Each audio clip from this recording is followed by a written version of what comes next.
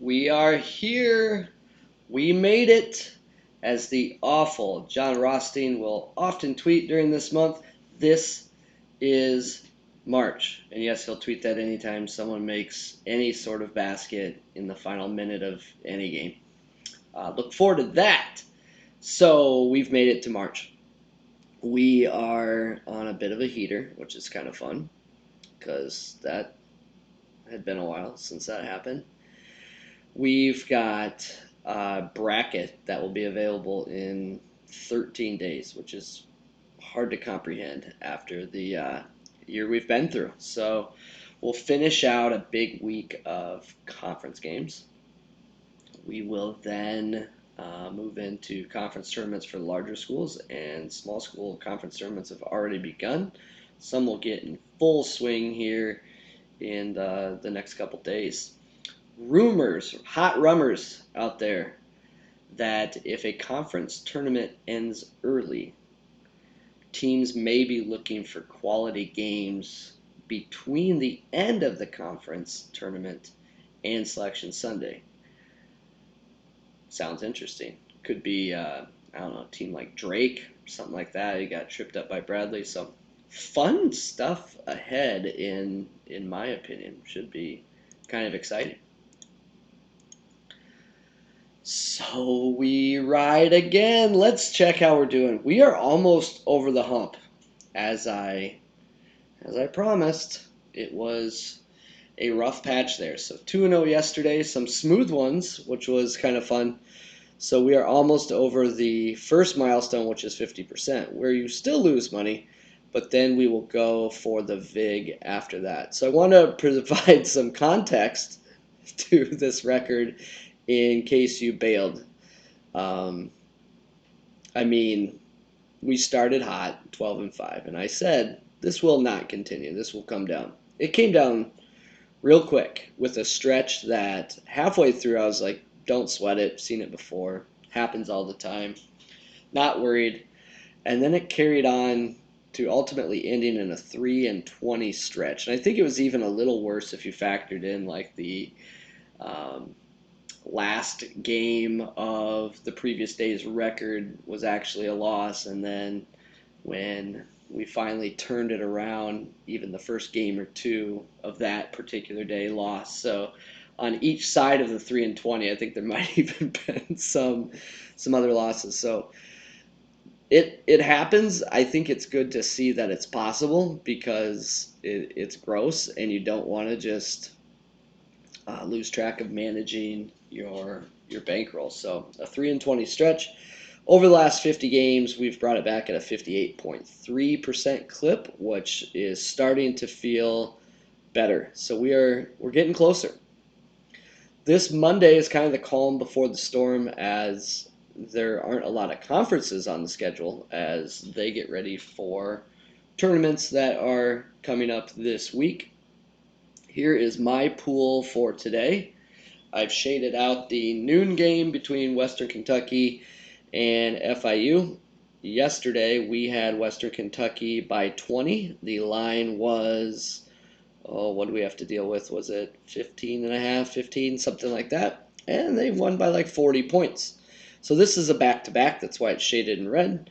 I am not really interested in going back to the well on back-to-backs, as I've made very clear over the last few weeks since that started our skid. Next up, Stephen F. Austin at Central Arkansas.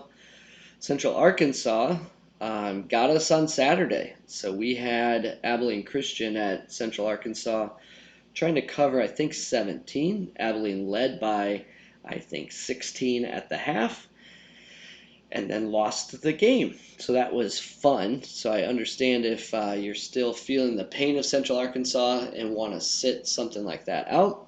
We have Rutgers traveling to Brask. We have Arizona at Oregon, and OU at Okie State. Let me give you a hot take on OU Okie State, which is seriously, like, this game sums up the reason why I started this show, basically. If you want me to pick a team here it depends on the number. So I honestly could see recommending either team at this point, and here is how I break that down. Game open as a pick'em. Right now, Oklahoma is favored by 1. Typically, what you see in this situation is people will chase wherever the line moved off the pick'em.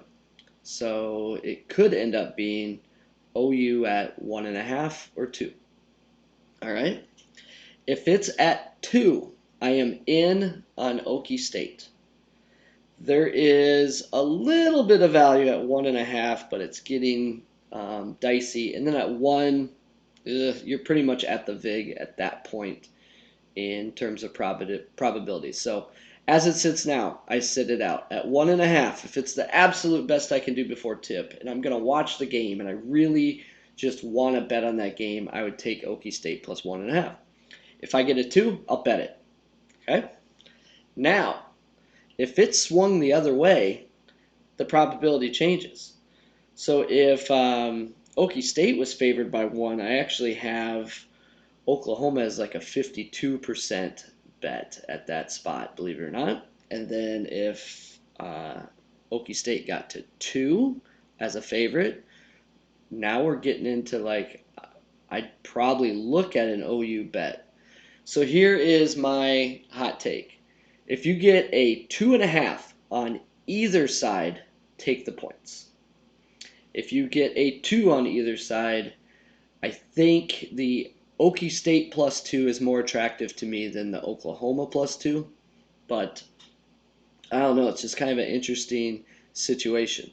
The other thing is these teams played not yesterday, so not a true back-to-back, but over the weekend. So I am likely to sit it out, but that just tells you how important the lines are in what you decide. All right, other games on the schedule that you may watch that I will be sitting out.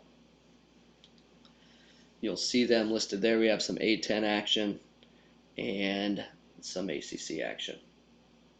All right, so let's get into the games we are playing. I'm going to try my luck at the old-time picture again. It did not work with James Madison. We're going to see if this guy can beat Central Arkansas, but we're going to let him have his dog running the point. The line is 11. I have it at 15.6. I'm fine going up to 12, but it's getting dangerous. I don't think you'll have to go that way. You could even get a better line than 11 after people see that Central Arkansas upset Abilene over the weekend. So I'm going to go there. Might be a fish for it, but Central Arkansas sucks. They're not going to get me twice. Ruff. Game number 2. Arizona plus 5. It feels uncomfortable to be betting against Oregon as many times as I've bet against Oregon in the last few weeks, but they're not quite there yet. It doesn't mean come tournament time they won't be, but not quite. So I see this as a very, very even game. In fact, on a neutral court, I would have Arizona winning this game. So 5 points is too much. But running some sims, I would say that you start to lose value below 4.5. So if it went down to 4, I'd probably just sit it out. But I'll take it at 5, and 4.5 is okay with me. You now know that Adam Devine is a Nebraska fan. If you didn't, shout out to my friend Jason Tinglehoff, whose video was in the final 3 of America's Funniest Home Videos last night. And he told us a couple weeks ago that it was going to be, and I didn't believe him. I thought it was a bit, so it was really funny that actually happened. So he's a big Nebraska fan.